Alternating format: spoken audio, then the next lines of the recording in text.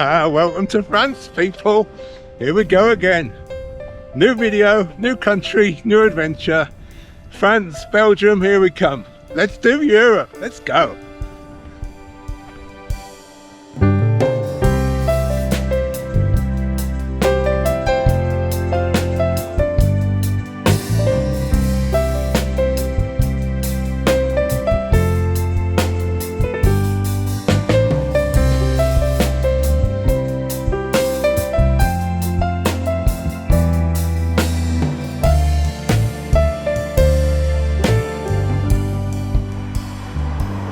Lots of people looking for a better life, trying to cross the channel to the UK. Fair play to them. Good luck.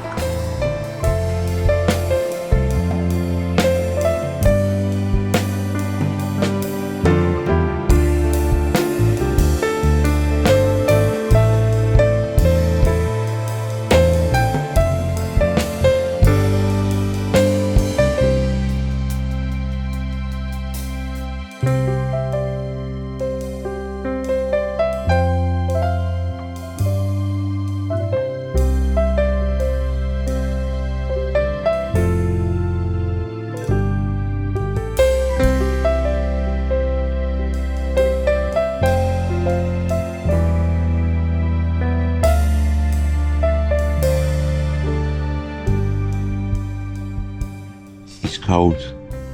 It's really cold. I'm not too bad, but I'm not getting out of my sleeping bag. Because it's too cold to get out the sleeping bag. But we've got to cycle, Debs. I'm sleeping in... No. Cycle. No, I'm staying in my bag. That's just not to cycle. Oh, stupid cycling. Oh. And we've got no food. Well, 3 slices of dry bread. And that's it. Happy days. Yeah. Whoa. And we managed to get out of the sleeping bags. Another leave no trace wild camp. Look at that. Piece of flattened grass. Debs is ready to go. Belgium. Hey, Belgium, here we come. That's more like it, Debs. Let me hear some enthusiasm for this. I'm not cold-ish. Just look how they've done this road. The cycleway's ended, but they've turned what would have been a 2-lane road into a single-lane road with cycleways. Look at this. Hats off to you, Belgium. Good work.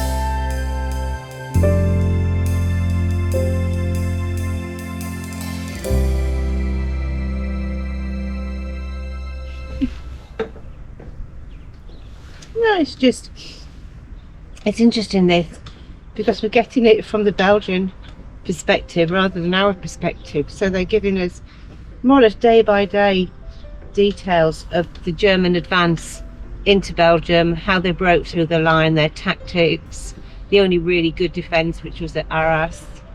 And in such a quick few weeks, went from a country free to a country under foreign rule. Obviously in England we're used to war memorials, but what we don't see, what we're seeing here, is there's 2 types of war memorial. There's a list of the soldiers, and then there's a list of the local citizens, which perhaps is done in London, but in some of the bigger cities, but not the norm in England. It's the ages that get you. 18, 19, there's a 28 and he was old. And then so many unknown, and then so many young lads from Lincolnshire and Yorkshire. Oh, what a waste. Check out this place. They've used old shell casings to create ornaments. Look at that. How about that, Debs, eh? Another really moving thing. got one at home that was my grandma's. That's right, I remember. Just blasted along the road, you come across this. This gravesite is the first batch of soldiers gassed by the Germans. Look at that. All of them just in a one gas attack. Unbelievable. Horrible. Horrible, horrible, horrible.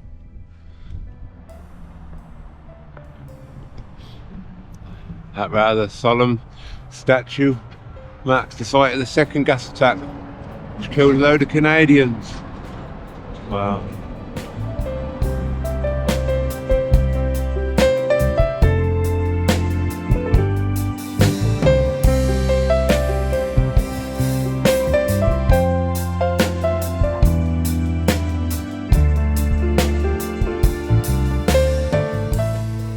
Hey, so we came across this museum by the windmill here. It's a fascinating story and an amazing place, and Jan here does some incredible work remembering the soldiers that battled here, and this place has a lot of history. Hi Jan, how are you doing? All right. Nice to meet you. But look at all this, we've got the bayonets, and these are all found from the fields, yeah?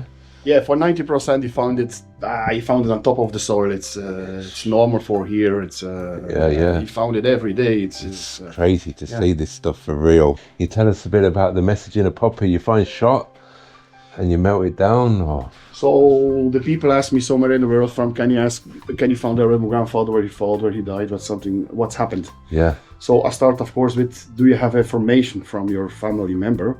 So I start with this information, of course, with the war diary, and I work together with people from England, Australia, Canada.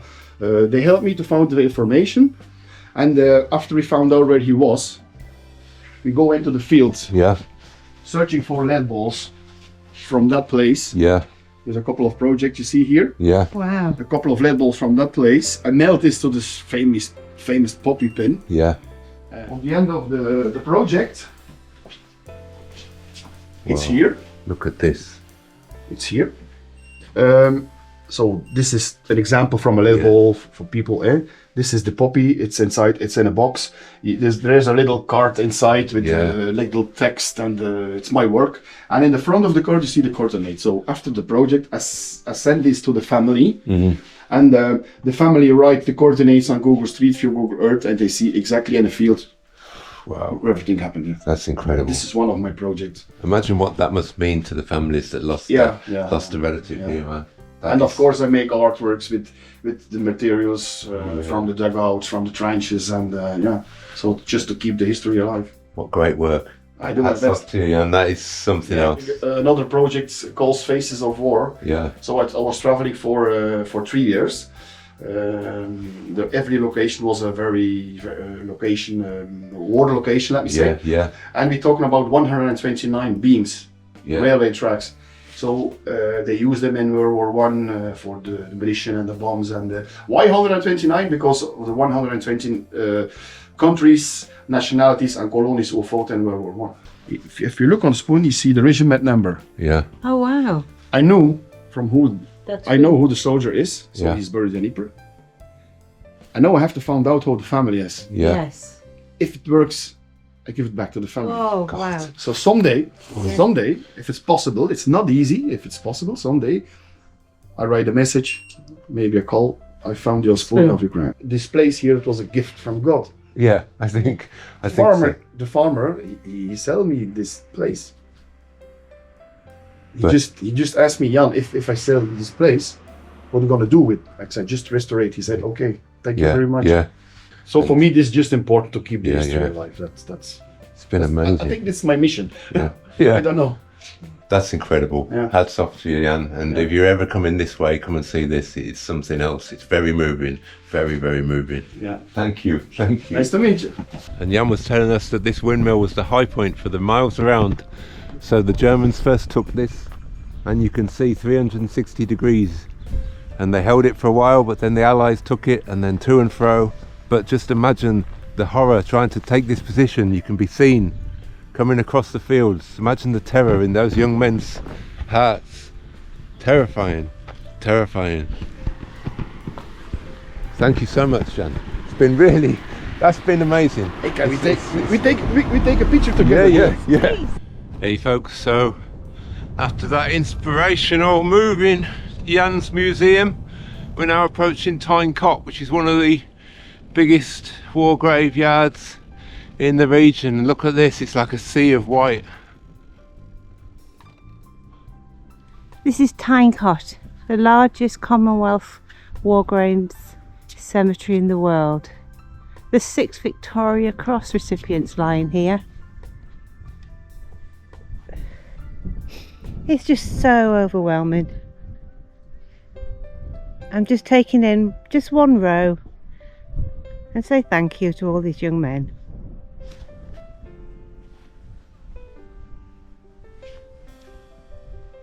Nottingham and Derbyshire, Auckland.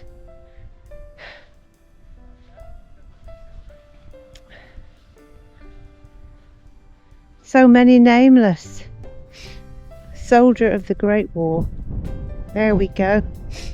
H Castle, York and Lancaster Regiment. 9th of October 1917. Age 21. Gosh. His mum and dad didn't forget him. And nor will we. Got the grave of a young Yorkshire lad. Well, actually quite old. 35. W. Talbot, King's Own, Yorkshire. 23rd of November 1917. Private 33958. What touches me is you've got so many nationalities live in together. New Zealand, Canadian, West Yorkshire, Lancashire, more Canadian, New Zealand, all over the Commonwealth.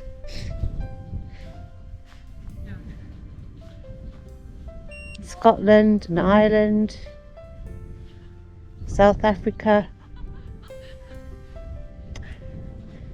Seaforth Highlanders, Dublin. Just looking for the Yorkshire Regiment. We've got the Lancashire lads, there we go. The Yorkshire Regiment. Mainly privates, second lieutenant. Just young kids. Hey, morning folks. Well, we decided to get a campsite last night. €18, not too bad, meant we could have a hot shower, which was nice. And last night it poured down. And we were thinking, we were lying in bed this morning 7:30, Debs. We didn't want to get up because it was raining, didn't we? And then all of a sudden the sun's come out. Look at that.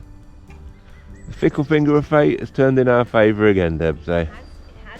And while the sun's still out, time for a bit of bike maintenance. Debs is working on the wheels. My wheels were wobbling like a jelly. What was the problem, Debs? Well, newly built wheels, but all the spokes had really bedded in. Just giving them all quarter to half a turn at the front and the back, probably a full turn. There's a lot of weight on there. Look at that now. Laser guided, I'd call that. That's why it's good to bring your own bike mechanic on a world tour. Look at that. Let's have a look, Debs. I think Bradley Wiggins would be happy with that. I'm not sure. Half blind, honestly. Well, gee would. Hey, I remember this off planning the route on Google Street View. Bit of pave, look. Go on, Debs, wobble away. Yeah.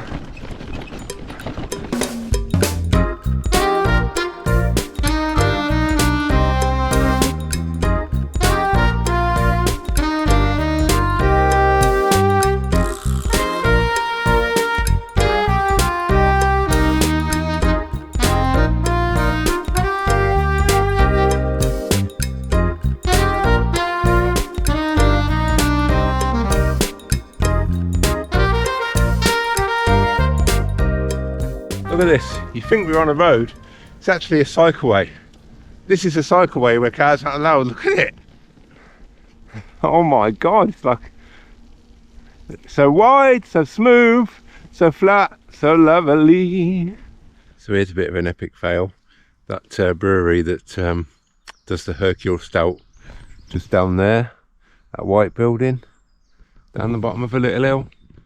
But today is Wednesday. And what happens on Wednesday, Debs? It closes. Oh well, We'll have to find a bar with some. Go on, Debs. Yeah, It's gonna, it might rain, look.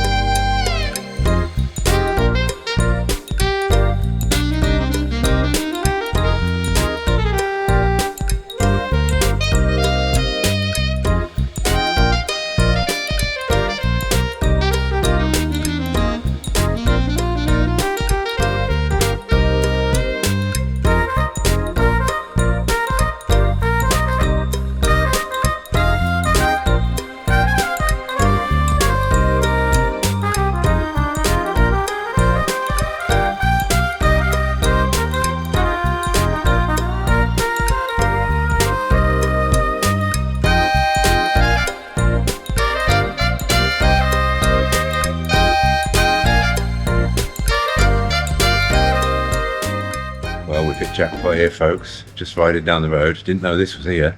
This old ruined abbey. And then we get to the visitor centre, and it turns out it's got its own brewery.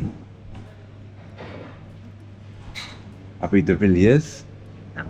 With that in the cafe, with the water wheel outside. Look at that, Debs.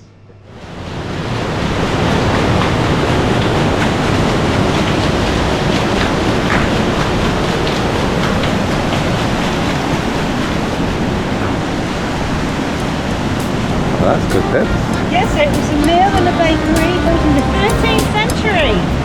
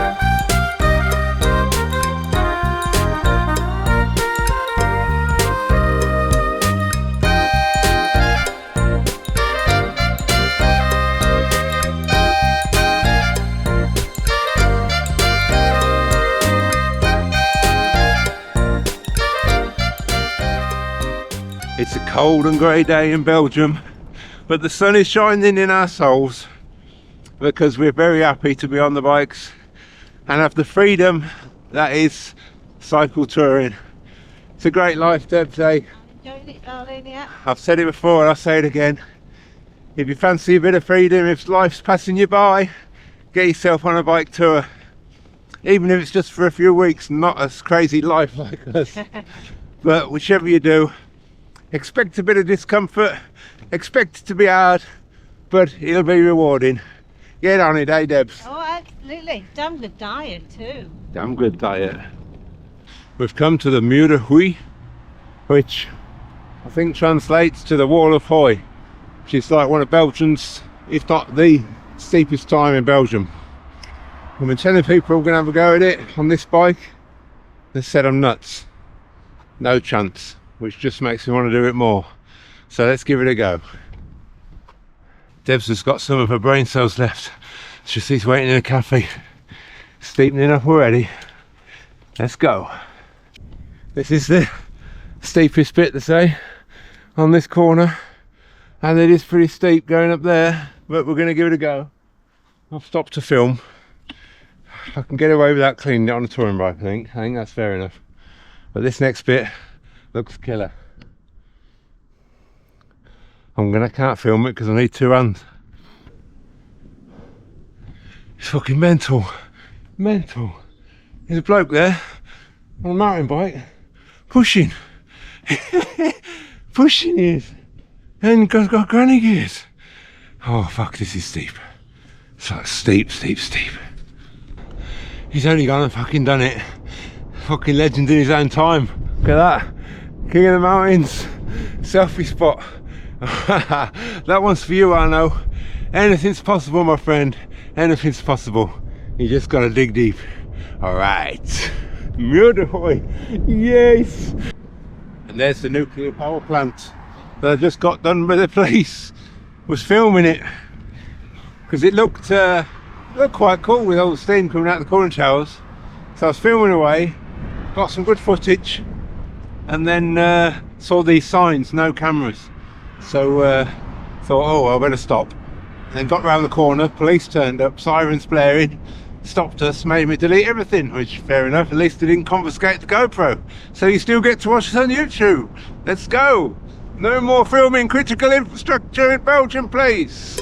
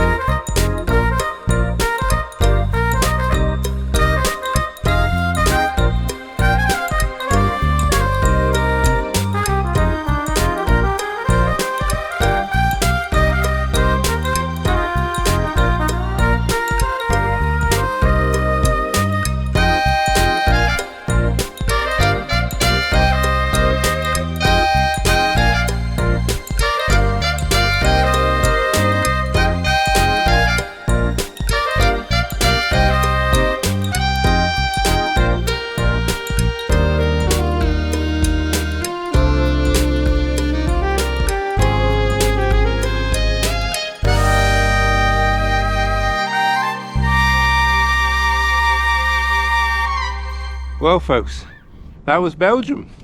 I believe we're in Germany.